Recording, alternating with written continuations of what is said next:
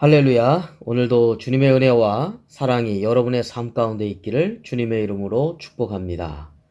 오늘 우리가 함께 보실 하나님 말씀은 에베소서 3장 1절부터 13절까지의 말씀이 되겠습니다. 1절 말씀부터 보겠습니다. 이러므로 그리스도 예수의 일로 너희 이방인을 위하여 갇힌 자 된 나 바울이 말하거니와 너희를 위하여 내게 주신 하나님의 그 은혜의 경륜을 너희가 들었을 터라.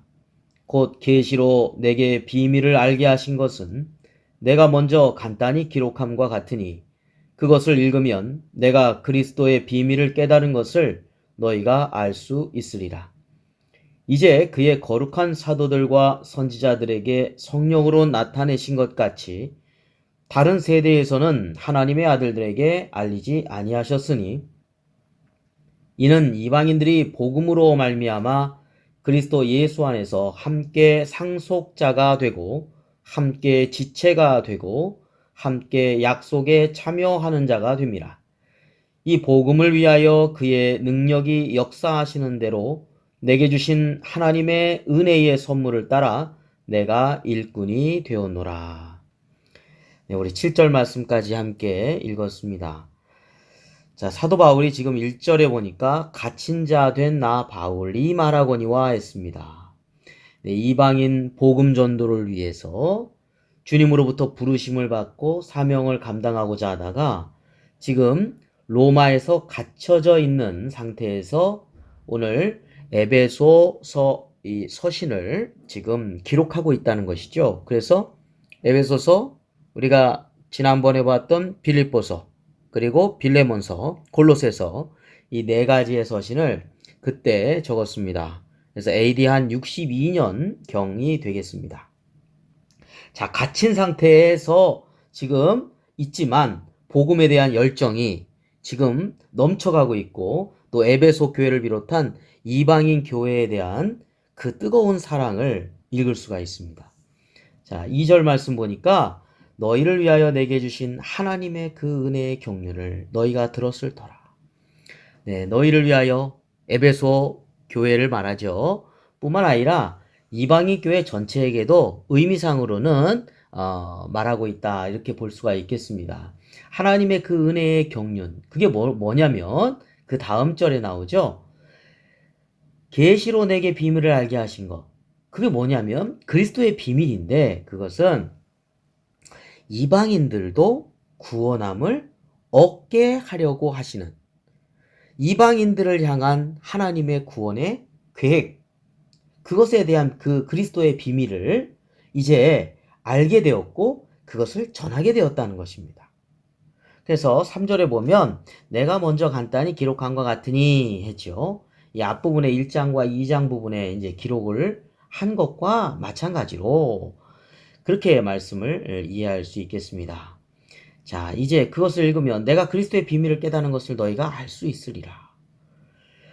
자, 근데요, 5절 말씀에 보니까 이제 그의 거룩한 사도들과 선지자들에게 성령으로 나타내신 것 같이 다른 세대에서는 사람의 아들들에게 알리지 아니하셨으니, 네. 다른 세대는 이제는 신약 시대를 말하는 겁니다. 예수 그리스도가 오신 다음에 그 이후에 그 신약 시대에 거룩한 사도들과 선지자들, 여기서는 선지자가 그때 당시에는 신약 시대의 직분자라고 할 수 있겠습니다. 사도도 마찬가지로 신약 시대의 직분이죠. 성령으로 나타나신 것 같이 그렇게 다른 세대에서는 구약 시대를 말합니다. 이 구약 시대에서는 사람의 아들들, 이 앞에 거룩한 사도들, 선지자들과 대비되고 있죠. 네, 하나님께 속하기보다는 그냥 사람의 아들들, 일반적인 사람들, 그러니까 이방인들도 포함이 되는 것입니다.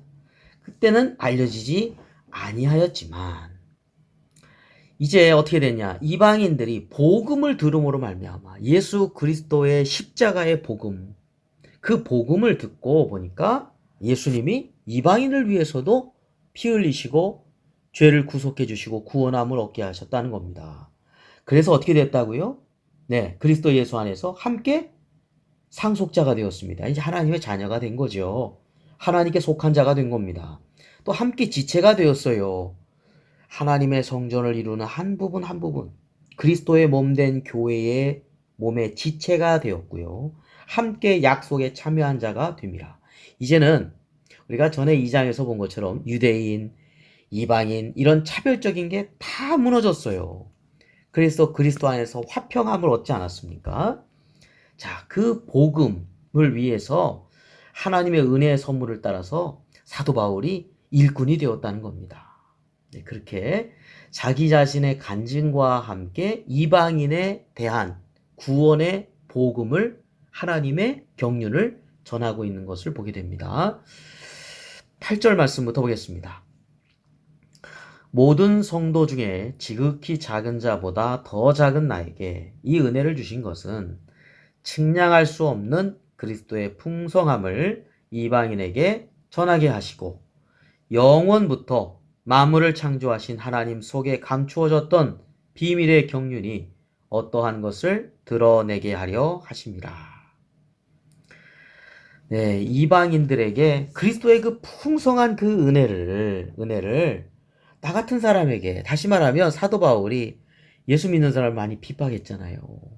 스데반이 죽을 때도 그것을 옳다라고 생각했고요. 옷을 맡아 그것을 갖다 적극적으로 지지했던 사람이고, 심지어는 예수 믿는다고 하니까 다메섹까지 가가지고 잡아다가 가둬버리려고 했던 사람 아니겠습니까?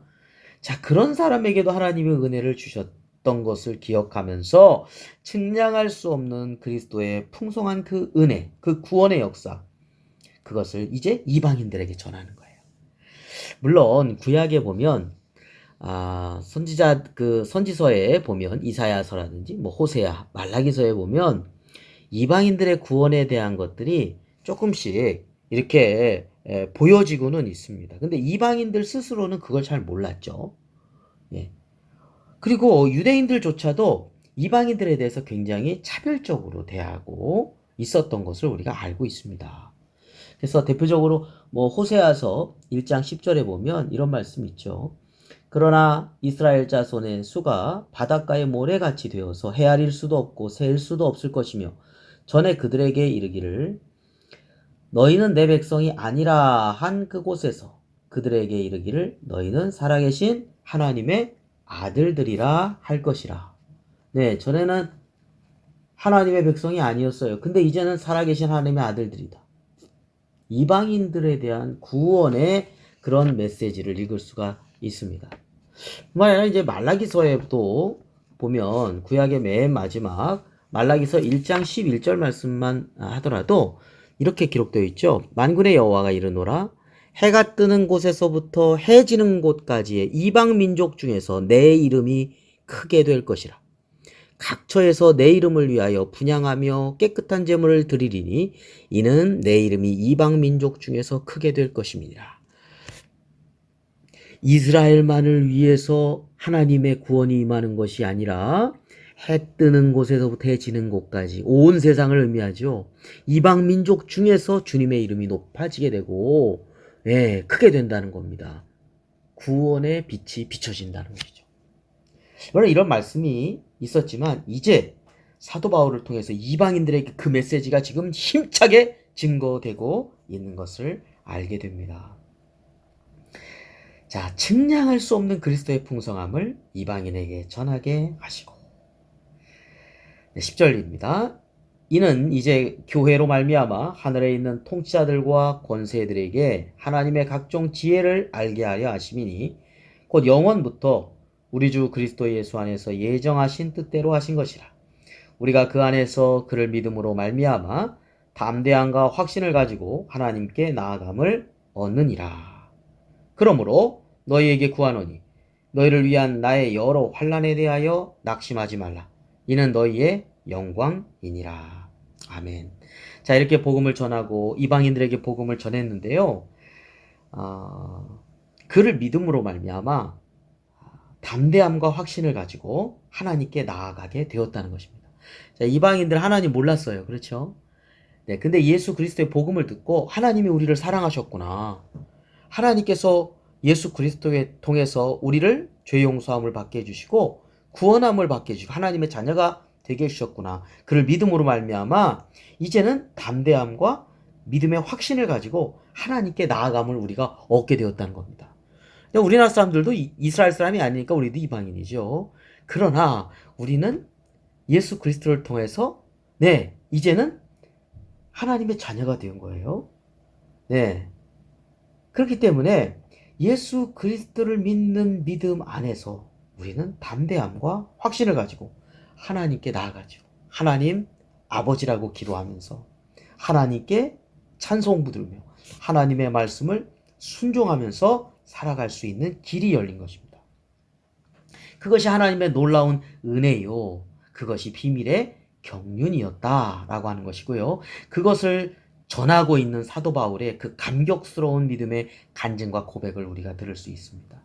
자, 마지막 13절에 보니까 그러므로 너희에게 구하노니 너희를 위한 나의 여러 환난에 대하여. 그렇죠. 이방인 복음 전도를 위해서 힘쓰다가 여러 가지 환난을 사도 바울이 당했습니다. 근데 그거 보고 낙심하지 말라는 거예요. 지금 로마 감옥에 갇혀 있지 않습니까? 지금 엄격하게 말하면 이제 가택연금 상태인데요. 자유롭게 나갈 수 없죠. 그러나 그것 때문에 낙심할 거 하나 없다는 겁니다. 왜요? 이는 너희의 영광이니라. 오히려 그것은 영광이라고 표현하고 있어요. 우리가 예수님께서 마태복음 5장의 산상수훈에 이런 말씀이 있죠. 팔복의 말씀이요. 그 가운데 우리 10절 말씀부터 12절 말씀에 이렇게 기록되어 있습니다. 의를 위하여 박해를 받은 자는 복이 있나니 천국이 그들의 것임이라. 나로 말미암아 너희를 욕하고 박해하고 거짓으로 너희를 거슬러 모든 악한 말을 할 때에는 너희에게 복이 있나니 기뻐하고 즐거워하라. 하늘에서 너희의 상이 큼이라. 너희 전에 있던 선지자들도 이같이 박해하였느니라. 그렇습니다. 의를 위해서 박해받는 자, 천국이 그들의 것이라고 했습니다. 예수 그리스도를 복음을 전하다가 욕을 얻고 박해받고 악한 말을 듣게 되고 그럴 때 복이 있다는 겁니다. 상이 큼이라는 것입니다. 그걸 바라보며 기뻐하고 즐거워하라고 주님께서 마지막 팔복의 끝부분을 이렇게 말씀하고 계시거든요. 사도 바울은 그걸 생각했을 것입니다. 환난을 당하지만 낙심할 필요 없다. 담대하고 확신을 가지고 하나님께 더 나아가고 나에게 주어진 사명을 감당할 것이다. 그것이 영광이다. 그러니 그런 상황에 있다는 것 때문에 에베소 교회 성도님들 낙심하지 마십시오. 그렇게 지금 권면해 주고 있는 것을 보게 됩니다. 말씀을 정리해 봅니다. 여러분, 우리가 처한 위치가 어디든지 간에 사도 바울은 지금 감옥이잖아요. 우리가 처한 위치가 어디든지 하나님께서 주신 그 은혜, 그 은사를 따라서 기쁘나 슬프나 그리스도를 믿음으로 우리가 담대함과 확신을 가지고 하나님께 나아가며 하나님이 기뻐하시는 위해서 살다 보면 때로는 욕도 얻어먹고 때로는 억울한 일도 당하게 되고 그런 악한 말을 들을 때도 있다 하더라도 우리가 기뻐하고 즐거워하는 것은 우리의 상이 큼을 생각하기 때문입니다. 우리가 꼭 복음, 예수 그리스도 그분만을 바라보며 살아가는 복된 오늘 하루가 되시기를 주님의 이름으로 축복합니다. 기도드리시겠습니다. 거룩하신 아버지 하나님, 오늘 하루도 주님께 맡깁니다. 하나님, 예수 그리스도를 믿었기 때문에 사도 바울은 그 어려운 환경 속에서도 담대함과 확신을 가지고 그렇게 복음 전도 사역을 훌륭하게 감당해냈던 것을 보게 됩니다. 하나님, 우리가 환경이 어떠한 환경이든지 간에 무슨 일이 있든지 간에 오직 그리스도를 믿음으로 담대함과 확신을 가지고 하나님께 나아가며 살아가는 저희들의 삶이 되게 하여 주시옵소서. 주님께 모든 것을 맡기고 감사드리며 우리를 구원해 주신 예수 그리스도의 이름으로 기도드립니다. 아멘.